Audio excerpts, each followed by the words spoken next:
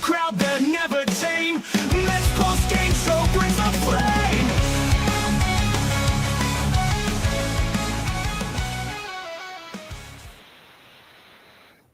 What's up, Mets fans? Welcome back to the Mets Post-Game Show right here on the channel and on X as our New York Mets take another series and only another win at home at Citi Field as the Mets win 3-0 with outstanding pitching performances throughout the day.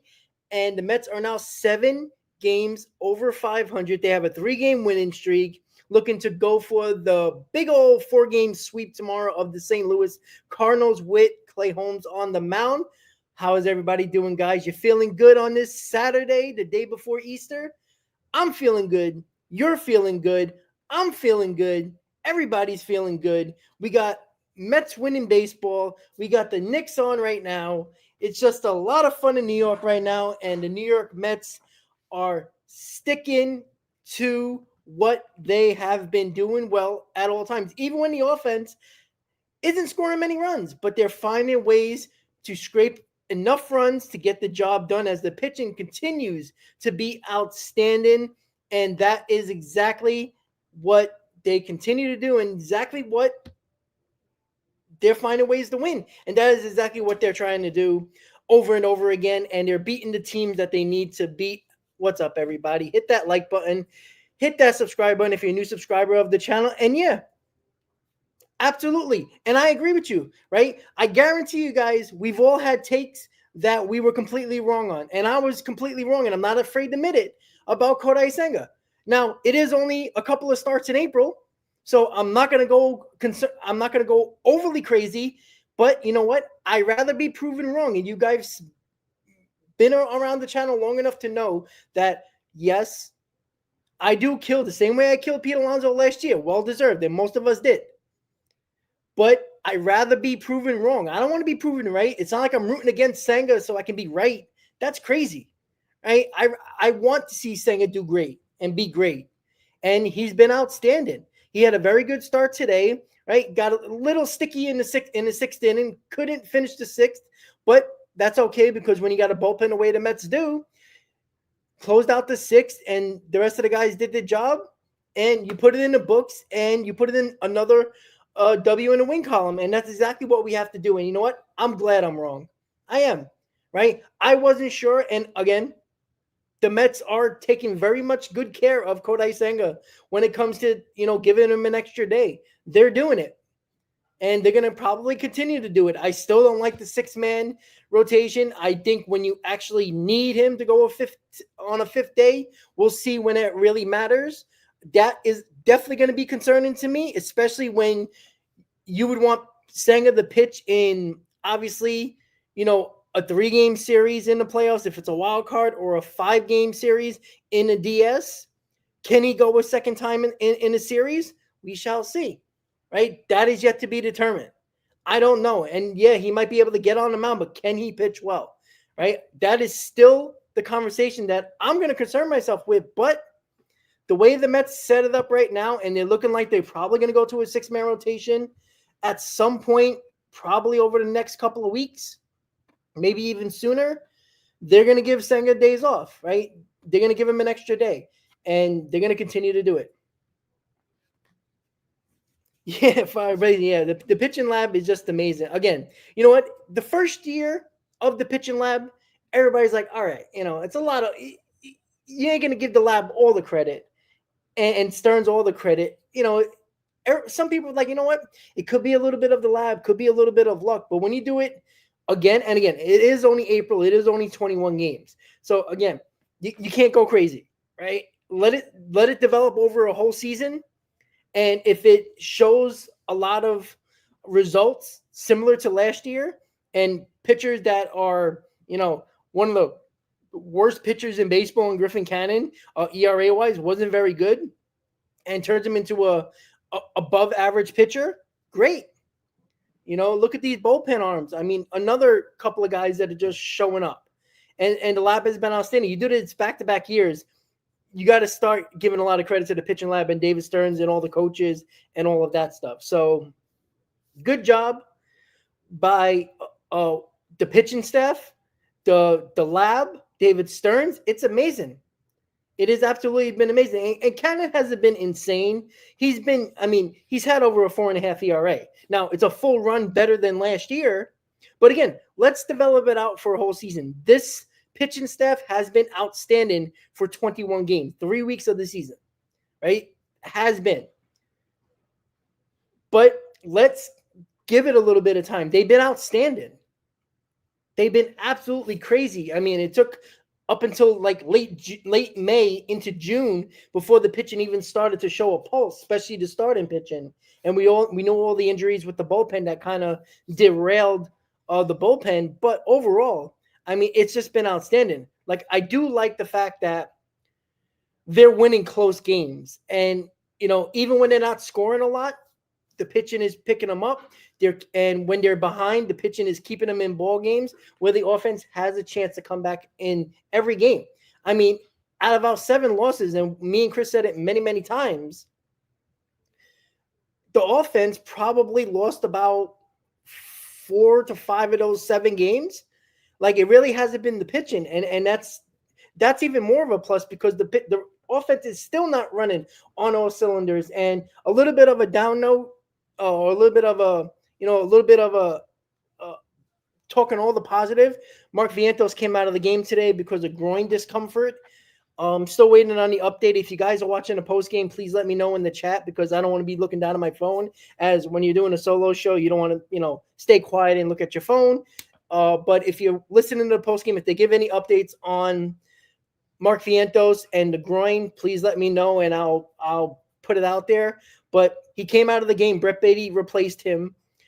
Vientos was just starting to get it together, and hopefully it's not anything major or anything that can keep him out for a game or maybe 2, and hopefully it's not longer.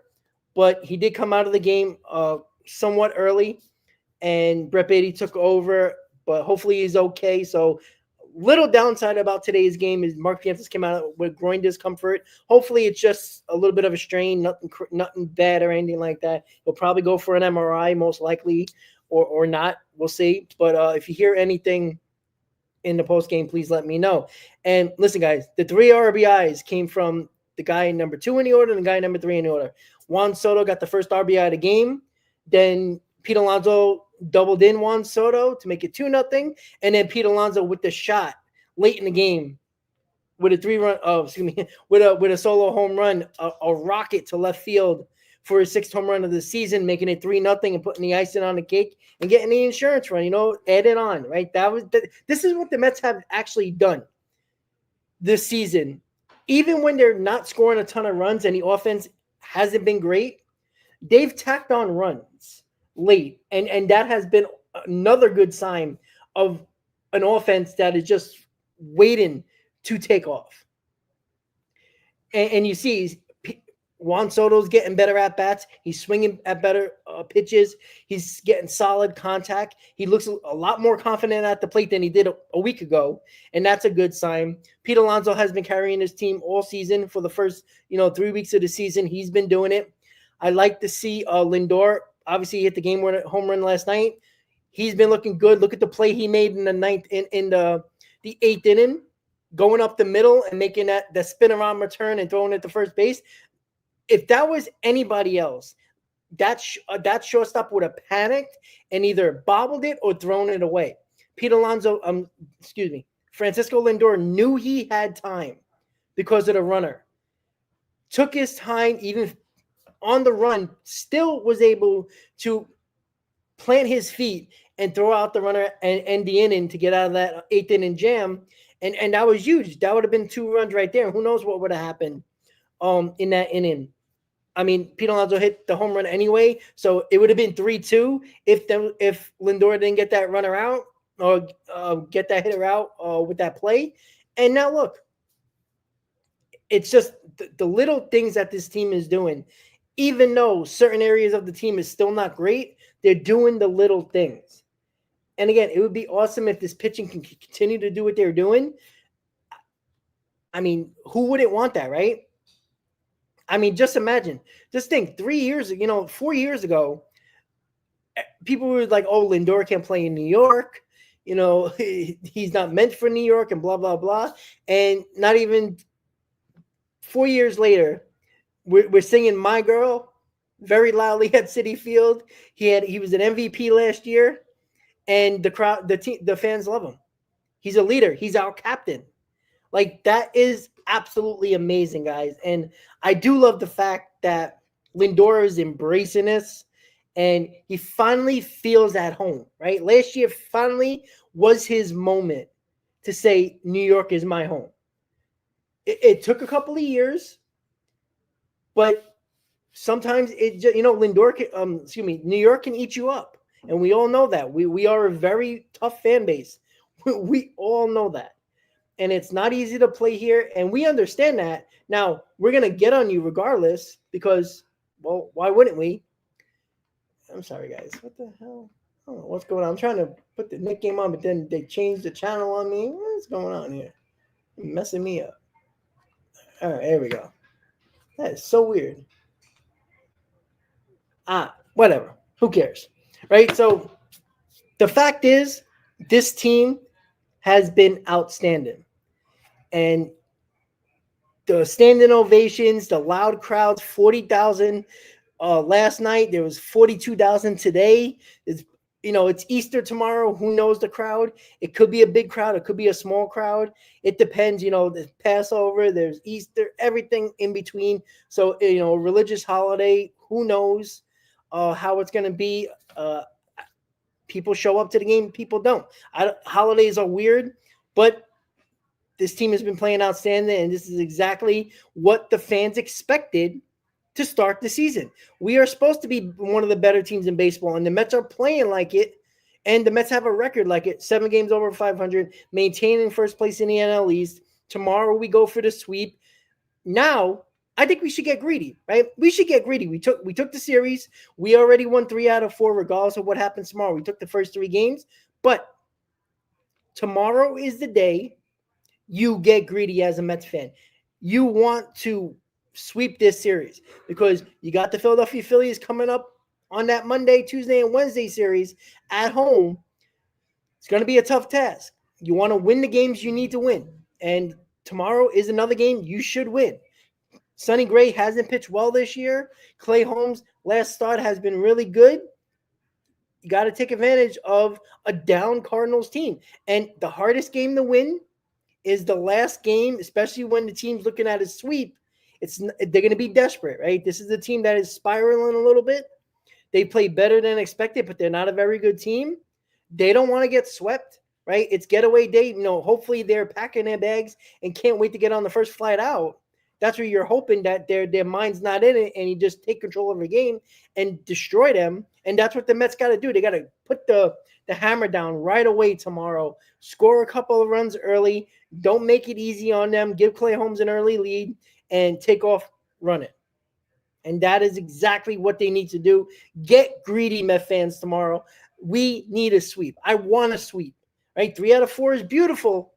But you know what? It's always a little disappointing when you take the first 3 games and you lose the last game of the series. And it's like, damn, we blew a nice opportunity here. Because, again, we all talk about, some people say, April games don't matter when you're talking about August. But when you're 1 game out of a playoff spot or you're 1 game from a division, you're going to start looking back about games like this that you probably should have won. So tomorrow's a day, and it's going to be a very quick post game, guys, just so everybody knows. But overall, guys, it's been so much fun. Absolutely so much fun. 8 hits today. They were, obviously the Juan Soto issues seeming like they're kind of slowly getting better. Lindor's doing his thing. Pete Alonso is continuing to do his thing. Vientos did leave the game because of a groin issue. Hopefully he's fine. But you got Beatty playing better. You got Acuna playing better. You got Luis Torrens that has been a godsend. And we can always thank the New York Yankees for that, for giving him to us for $100,000. And we appreciate it, by the way. You got even Marte that is stepping in. That's looking good. They're keeping him healthy by DHing him a lot. So everything's working wonders right now. The starting pitching is I think they have the lowest ERA in baseball. The bullpen has been top 2, which is awesome. No, I'm not saying there is Juan Soto issues, but he was not hitting. He wasn't going to the plate with confidence. That was an issue. There's no mistake about it. Juan Soto didn't feel comfortable at the plate for most of the season. He's starting to get his balance back. You can see the confidence back. You can see a little bit of that swagger, that confidence level. The Juan Soto approach at the plate, you're seeing that a little bit more. You didn't see that the first couple of weeks of the season, right? After that home run in Houston, he kind of, just seems a little off. And you could see it coming back. You could see that confidence coming back, that swag coming back, that Juan Soto effect in the batter's box. You see it, right? He's not hitting, he's not driving the baseball as of yet, but he's getting his base hits. He's getting on. And again, at this point, when Pete Alonso's so hot, I'll take his base hits right now, because as hot as Pete Alonso is, Pete Alonso's going to drive him in. So, everybody act like, Juan Soto's batting .065 and is striking out at an alarming rate with no walks, when he's been consistently getting on base for the majority of the games this year. And the big reason why Pete Alonso has a ton of RBIs because Juan Soto has been on base for him. So that has been a plus. And if this is the worst Juan Soto that the Mets ever have, and if this is a Juan Soto slump, it's a lot better than 99% of the people that are in slumps. So if this is the worst Juan Soto, then we're in for a very big treat. So the issue wasn't an issue like team issue. It was the fact that the Mets were still winning despite Juan Soto not doing much early on. But you can see him gradually getting better. So that's a good sign. And yeah, Stan, I understand that. Yeah, back-to-back home runs, that's nice. I understand that. But any hitter will tell you that hitting the home run isn't going to get you out of a slump. It is when you start getting those base hits up the middle, hitting the ball the other way, getting the ball into the gaps, driving the baseball. Usually at a home run, anybody can hit a mistake even when you're in a slump. But it's what you do after that home run and your other at-bats when you don't hit home runs, what you do with those at-bats. And again, Juan Soto has been consistently getting his singles, getting a couple of RBIs in his first homestand, in his first series of the homestand. That's great. That's exactly what you want to see from Juan Soto until he really feels good. And then he's going to start driving the baseball gap to gap. His best, when he's at his best, he's going to left center field. And that's when Juan Soto's completely at his best. Now, I think he fell into a situation where when he was with the Yankees, because of the short porch, he got a little bit pull happy. And I think he took it into the season where, how many pop-ups have he hit the right field that would have been out of Yankee Stadium? And I know that's silly to say, but that you change your approach when you hit and you play 81 plus games at Yankee Stadium. You change your approach no matter how good of a hitter you are. That's why I'm not expecting 35 plus home runs from Juan Soto. And, would we take it? Of course we would. But we don't need Juan Soto to hit 35 plus home runs. If he hits between 25 and 30, that is exactly what we need. Because he's not going to get a few of those cheapy home runs like he does at Yankee Stadium. So if he can drive in the runs and be a gap-to-gap hitter, which his best skill set is that type of hitter, is a driving of the baseball to gap and score and bringing in some runs. That's what he needs to do a little bit more of. And you start with the base hits up the middle, because when you get the base hits up the middle, that means you're letting the ball travel a little bit further to the plate, into the plate, and that gives you waiting for a pitch more, so you're hitting the ball up the middle, which give it a little bit more time. He'll be hitting the ball the other way, and he'll be driving the ball to left center, and that's when he's at his best. Yeah, Stan, but I understand that. I'm not saying Juan Soto can't hit a home run at Citi Field and right field. I know he can. But, again, I don't want Soto to say, oh, Lindor hit an upper deck shot, now it's my turn, because that's only going to get him into trouble. You can't think like that. He didn't think like that. You saw his RBI today. It was a single. It was a base hit. He didn't try to do too much, nor should he until he's feeling 100% right at the plate. It really doesn't matter. Of course, he can hit 10 to 15 home runs to right field. But again, that's not his game. If you watch Juan Soto, and I hope you have, not just with the Yankees, but when he killed us against the Nationals, he always was at his best when he was hitting to left center field. That is, the reason why he's been had a couple of problems hitting wise, because he was pulling off on everything. He was out in front of everything. How many times did he foul a ball so out in front that he hit it hard, but he hit it, 20 rows back to the right foul side? He's done that a couple of times because he was out in front. He's pulling off. So if he's trying to hit home runs to right field, he's going to get himself into some trouble. He's going to be out in front. He's going to be stepping in the bucket, and that's when he's going to have problems. So he's fine. He's doing what he's doing. Juan Soto doesn't need to change. He doesn't look at Lindor's home run and be like, oh, I can do that. Of course he can do that. Stan, I agree with you. Who's saying he's not? Yeah, I understand that. I understand the 16% in the zone. We're running the scoring position. I understand that. But fine.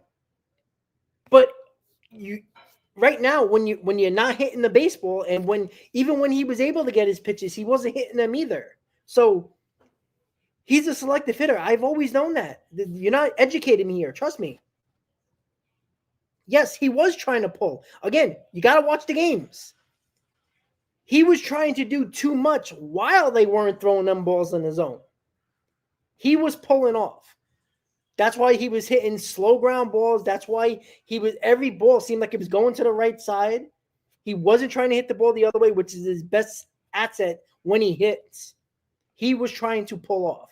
If you didn't understand, he was chasing, but it was because of his approach at the plate at that time. He was swinging and missing because why? Because he was trying to do too much. And when you try to do much, you tend to pull. And that's what he was doing. And it's fine. You could see the approach changing. You can see that he's adjusting to what the pitchers are throwing him. He even said it's going to be an adjustment. But he's getting those hits. When they throw him the pitch he's looking for, now he's not missing them. And that's exactly what Juan Soto does. And that's why he's so much of a good hitter. Because even in a quote unquote slump, which I'm not even calling it a slump, it's a Juan Soto slump, which a Juan Soto slump is a great day for another hitter. So the Juan Soto slump, if this is quote unquote his slump, then we're in for a really good time with Juan Soto, because you can already see him doing things better and not trying to do too much, taking his base hits, and eventually he's going to get red hot because Juan Soto's a great hitter. And I'm ready to see it. And again, we're winning ball games. And the beauty of winning ball games is that you can let Juan Soto get into the groove. Right now, Alonso's carrying the team. But Juan Soto is just tagging along right now, going through the motions, getting right, and he's going to get hot eventually, probably very soon. Hasn't been great, but right now, we're winning ball games. So let him do what he needs to do, because he's a smart hitter. He's one of the smartest hitters in baseball. He'll figure it out, and he's starting to. So with Juan Soto getting the first run of the ball game with the base hit, Pete Alonso driving him in, Pete Alonso with the home run to make it 3-0. Diaz with the save. Very good performance from Senga. 5 2/3, 3 hits, no runs, 2 walks, 4 strikeouts. Very, very good start from Kodai Senga. 3-0 Mets. 14-7. 3 games in a row. Going for the sweep tomorrow, guys. Definitely will be a pregame. Definitely will be a postgame tomorrow. If you can join, again, enjoy your holiday. But if you can't join, I completely understand. But I will see you guys tomorrow around midday. The game starts at 1:40. So I'll probably do a 12:30, 12:40 pregame. And, of course, the postgame after the game, and I'll see you guys later. So with that said, guys, enjoy the rest of your Saturday. Enjoy your Easter, Passover, and holiday. If you can't join tomorrow, but I will see you guys on a pre and post tomorrow. Mets win 3-0, 14-7, maintain first place, and looking for the sweep tomorrow, guys. Have a good day, guys. Let's go, Mets.